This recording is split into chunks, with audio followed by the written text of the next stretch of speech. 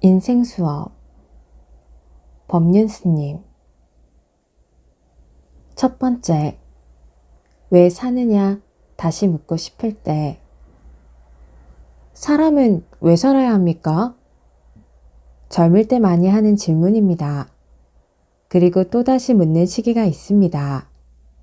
40대, 50대 혹은 갱년기에 접어들어 사는 게 뭔가, 대체 인생이란 무엇인가 하는 회의가 들면서 다시 묻게 됩니다. 그런데 이 질문에는 답이 나올 수가 없습니다.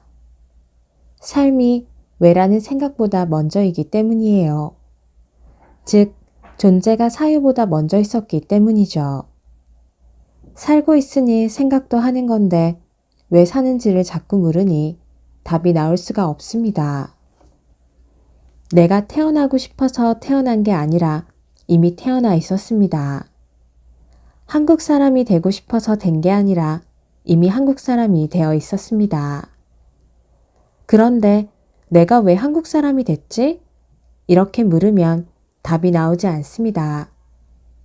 그런데도 자꾸 그런 생각을 하면 이렇게 삶의 의미도 모르고 살아서 뭐해? 하는 생각이 들기도 합니다.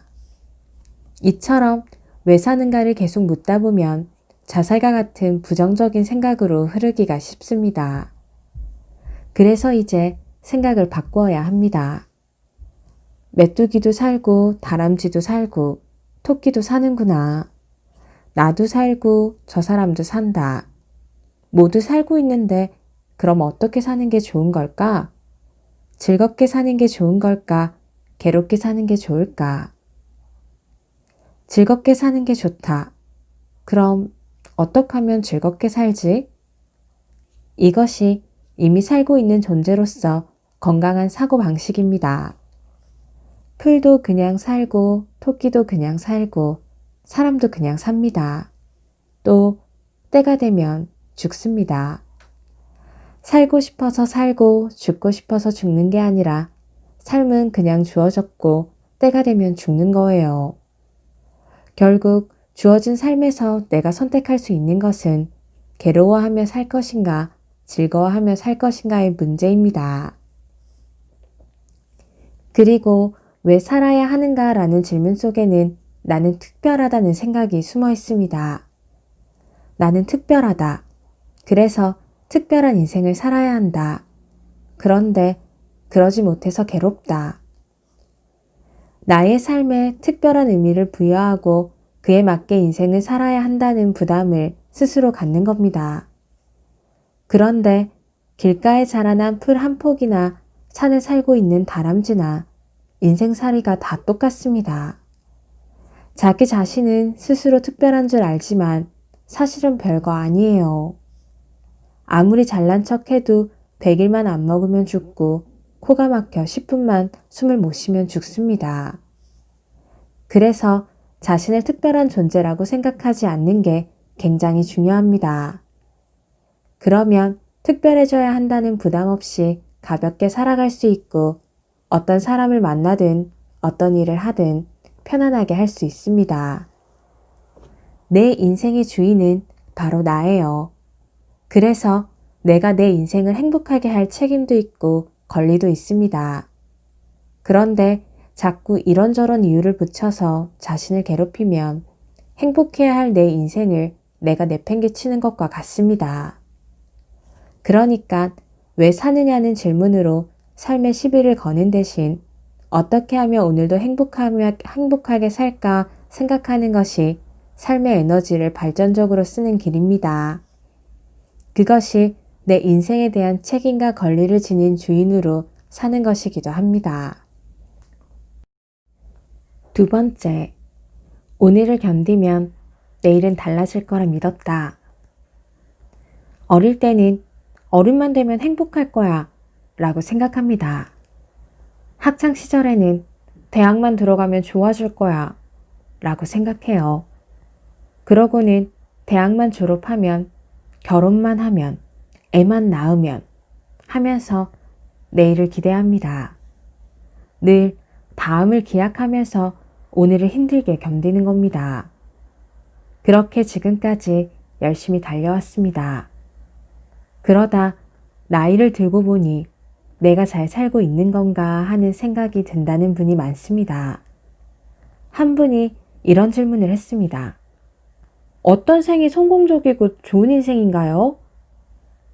자기 분야에서 나름대로 성공했다는 평가를 받는 분인데 그런 사회적 평가와 상관없이 자신의 삶이 성공적인지 확신이 서지 않는다는 겁니다. 그럼 무엇을 성공이라고 할까요? 먼저 자신이 원하는 것을 이루면 성공이라고 할 수 있는데 대부분의 사람들은 돈을 많이 벌면 성공이라고 생각합니다. 그리고 지위, 권력, 인기를 얻으면 성공이라고 생각해요. 그런데 이와 같은 성공은 상대적 가치입니다. 부자도 상대적이어서 재산이 1,000만 원밖에 없는 사람들 속에서 재산이 1억 원인 사람은 부자 소리를 듣습니다. 그런데 재산이 10억 원인 사람들 속에서는 1억 원이 있는 사람은 가난뱅이 소리를 들어요. 어떤 사람과 비교하느냐에 따라서 상대적으로 부자다, 가난하다가 결정되는 겁니다. 지위도 마찬가지입니다. 군대에서 소대장이 병사들과 있으면 지위가 높지만 중령과 있으면 지위가 낮은 축에 들어갑니다. 어떤 지위에 있는 사람과 비교하느냐에 따라 그 사람의 지위가 달라지는 겁니다. 이런 성공은 영원할 수가 없습니다. 누구나 다 성공하고 싶기 때문에 실패한 사람도 자기 나름대로 또 노력해서 성공하려고 합니다. 마치 시소게임처럼 내가 올라갈 때는 성공이라 하지만 다음에 내려가면서는 실패하는 형국이 됩니다. 이렇듯 지속되지 못하는 일시적인 성공을 진정한 성공이라고 할 수 있을까요? 돈의 경우도 그렇습니다. 목표했던 돈을 다 모으면 소원이 없을 거라고 생각합니다. 그래서 돈이 없는 사람은 돈이 있는 사람들을 보면 무슨 걱정이 있겠느냐고 생각합니다. 그럼 돈 있는 사람들은 근심 걱정이 없을까요? 어쩌면 돈이 있는 사람들이 더 근심 걱정이 많을 수도 있습니다. 자기 돈을 지키느라 걱정하고 또 자기보다 더 많이 가진 사람과 비교해서 부족함을 느끼기 때문입니다. 그래서 논 99마지기를 가진 사람이 한마지기를 가진 사람에게 논을 달라고 한다라는 옛말이 있습니다. 99마지기를 가진 부자가 100마지기를 채우려고 한마지기 가진 사람의 것을 가지려 한다는 겁니다. 또 세상에서 추구하는 성공은 남의 평가와 본인이 느끼는 것이 다를 때가 있습니다. 남으로부터는 성공했다고 평가받을지는 몰라도 자신의 삶은 피폐해진 경우가 많습니다. 그래서 나이 들어 늙거나 병들었을 때 내 인생은 참 보람있었다. 다시 태어난다 해도 그 일을 하겠다는 것보다는 지나온 삶이 허망하다 할 때가 더 많습니다. 그래서 내가 공연히 쓸데없는데 인생을 낭비했구나 라며 후회하는 경우가 많습니다. 그럼 진정으로 성공적인 인생, 좋은 인생이란 어떤 걸까요? 세상에서 추구하는 성공과 상관없이 자기가 만족하면 좋은 인생입니다. 흔히 도시에서 돈을 많이 벌어 큰 아파트에서 살면 성공했다고 생각하지만 시골에서 농사 짓고 살면서도 만족한다면 성공한 인생이에요. 나는 참 행복하다. 좋은 공기 마시고 깨끗한 물 마시고 오염되지 않은 농산물 먹고 자유롭게 일하니. 그러니까 행복을 내일로 미루지 않고 오늘 자기 삶에 만족하면서 잘 사는 겁니다. 하루에 밥을 5끼, 6끼 먹을 것도 아니고 옷을 몇십 벌씩 끼워 입고 다닐 것도 아니고 차 몇 대를 동시에 굴릴 것도 아니니까 소박하게 마음 편하게 사는 게 최고야. 이렇게 만족하며 산다며 그게 좋은 인생입니다. 어떤 일을 하는가는 중요하지 않습니다. 자기가 원하는 일이 있으면 그 일을 하는 거예요. 새로운 농법을 연구하는 것도 보람 있는 일이고 동네에 작은 가게를 열어서 재미있게 경영하는 것도 좋은 일이고 또 넓은 세상에 나가서 국제사회에서 활동해 보는 것도 좋은 일입니다. 자기가 원하는 일을 하면 힘들어도 즐겁습니다. 군사훈련 받느라 산에 올라갔다 오든 등산하러 산에 갔다 오든 육체적으로 고된 것은 같습니다.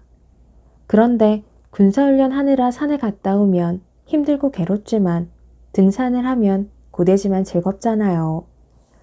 저도 강연을 다니다 보면 잠이 부족해 힘들지만 제가 좋아하는 부처님의 말씀을 전할 수 있어서 즐겁습니다. 한 번은 법문하러 갈 때 늦어서 택시를 탔는데 그 기사가 차를 아주 난폭하게 몰았습니다. 이 사람이 얼마나 화가 나고 짜증이 나면 저렇게 신경질적으로 차를 몰겠나 싶어서 물었습니다. 오늘 기분 나쁜 일이 많은가 보죠? 택시 기사가 한숨을 크게 쉬었습니다. 마누라가 집을 나갔습니다. 7살짜리 애도 있는데요. 그래서 다시 물었습니다. 1시간에 얼마를 법니까? 8,000원 법니다. 제가 4만 원을 드릴 테니 5시간 대절합시다. 절 앞에 내려 4만 원을 주면서 5시간 차 세워놓고 들어와 법문을 들으라고 했습니다. 그 기사가 난폭하게 운전해서 교통사고가 나면 얼마나 큰 손실이 생깁니까? 또 짜증내며 신경질적으로 생활하면 아이 교육에도 굉장히 나쁜 영향을 미칩니다. 그러니까 그분이 무엇이 문제인지를 자각해서 부인이 없는 상태에서도 행복하게 운전할 수 있게 된다면 어떨까요? 부인이 돌아올 가능성도 높고 사고 위험도 줄어들게 됩니다. 그러면 그 택시 기사뿐 아니라 여러 사람을 살리는 결과를 가져옵니다. 그분에게 그냥 법문을 들으라고 했으면 안 들었겠죠. 돈을 받고 듣도록 했으니 들을 수 있었던 겁니다.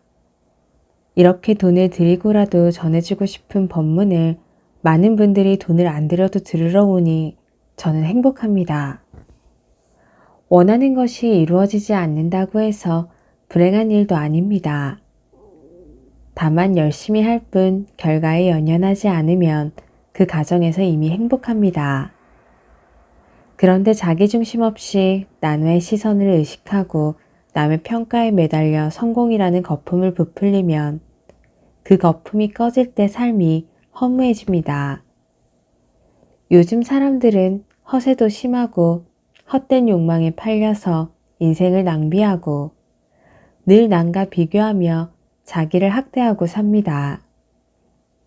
나는 능력이 없다는 생각에 빠져 무기력하게 살거나 남을 원망하고 살면서 자기를 비참하게 만듭니다.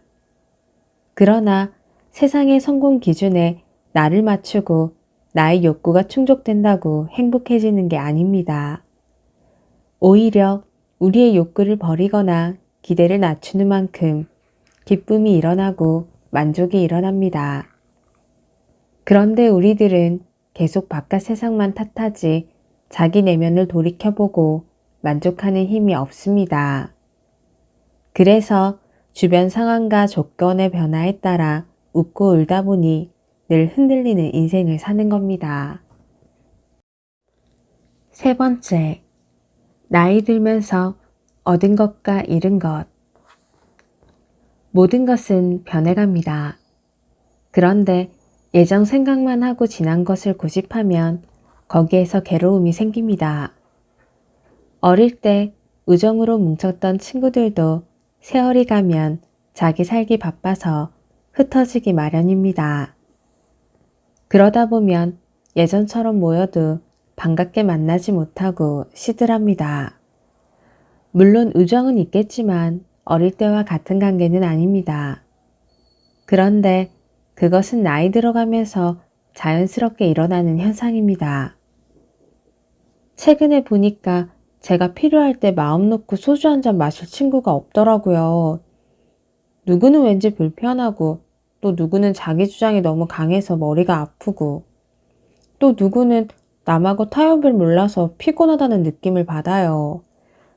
주위에 사람이 자꾸 줄고 진심으로 만날 수 있는 친구가 줄어드는 듯 합니다. 제가 고향에 내려가면 예전에는 5명이 모였다면 지금은 한두 명이 모일 정도입니다. 그것도 억지로 나오는 것 같아요. 30대 청년의 하소연입니다. 나이 들어가면서 많은 사람이 이 청년처럼 친구에 대한 서운함을 호소합니다. 우정이 옛날 같지 않다. 친구들이 이기적으로 변했다고 섭섭해합니다. 학교 다닐 때는 친구가 제일입니다. 무엇이든 친구와 함께하고 부모님에게 하지 못하는 이야기도 친구에게는 터놓고 합니다. 그래서 부모님보다 친구를 더 믿고 의지하기도 해요. 어릴 때는 부모에게 의지하다가 학창시절에는 친구에게 의지하고 이성의 눈을 뜨면서 연애에 빠지고 사회에 나가면 또 직장 동료라는 새로운 관계를 맺어나가는 것이 자연스러운 겁니다. 그런데 그런 변화를 가지고 서운해한다면 아직 청소년 때의 생각을 갖고 그 시절의 낭만에 젖어 있는 거예요. 이제 결혼을 하면 친구와의 만남도 점점 드물어집니다. 부인의 눈치를 봐야 하니까 친구에게 술 한잔 사기도 힘들어집니다. 여자의 경우라면 남편과 자식을 챙기느라 옛 친구와 저녁 약속을 하기가 더 어려워집니다. 가정이 있으니까 혼자 살 때처럼 자기 마음대로 사람을 만날 수도 없는 거예요. 어릴 때는 떨어져 살 거라고 상상을 못했던 형제도 나이가 들면 뿔뿔이 흩어집니다. 같은 밥상에서 밥을 먹고 옷을 나눠 입던 형제도 자기 사정을 가지면 다 제 갈 길을 갑니다. 그래서 부모 형제를 내 마음대로 도와주기도 어려워집니다. 가정을 따로 꾸렸으니까 부인이 우리 쓸 것도 없는데 왜 당신 마음대로 형제에게 줬어? 라고 따지면 할 말이 없는 겁니다. 이런 변화는 자신이 몸담은 울타리가 달라지면서 생기는 것이니까 자연스럽게 받아들여야 합니다. 그런데 옛날 기억 속에서 그때가 좋았다고 집착하기 때문에 변화를 못 받아들이고 혼자 괴로워하는 겁니다. 그러니까 친구들이 나쁘고 의리가 없는 게 아니라 내가 아직 어린애 같은 생각을 하고 있다는 걸 알아야 합니다. 본인도 친구들에게서 멀어지는 기분을 느끼고 있잖아요. 누구는 불편하고 누구는 피곤해서 만나도 편하지 않는다는 건 본인도 친구들에 대한 우정이 예전 같진 않다는 겁니다. 나도 변하면서 원인을 친구에게 돌리며 행동을 문제 삼으니까 친구들이 점점 더 떨어져 나가는 거예요. 해가 거듭할수록 제가 너무 예민해지고 까칠해져서 위장장애를 달고 삽니다. 약을 먹고 있지만 어떻게 하면 마음이 편안한 사람이 될 수 있을까요? 상대방을 내 뜻대로 하려 하고 내 취향에 맞는지를 너무 따지면 인생살이가 피곤해서 병이 생길 수밖에 없습니다. 먼저 친구들과 늘 함께해야 한다는 생각을 내려놓아야 자유로워집니다. 같이 있으면 대화할 수 있어서 좋고 혼자 있으면 혼자 있어서 좋아야 합니다. 그러면 곁에 사람이 있든 없든 아무런 상관이 없고 언제 만나든 편할 수 있어요. 오는 사람 막지 말고 가는 사람 잡지 말라는 말이 있습니다. 이것은 인간관계를 아무렇게나 내버려 두라는 것이 아니라 주어진 인연을 그대로 받아들이라는 뜻입니다. 사랑관계가 변하는 것을 억지로 잡으려고도 하지 말고 떠난다고 아쉬워하지도 말고 집착하지도 않아야 편안한 관계를 맺을 수 있습니다. 그래야 새로운 인연도 만날 수 있어요.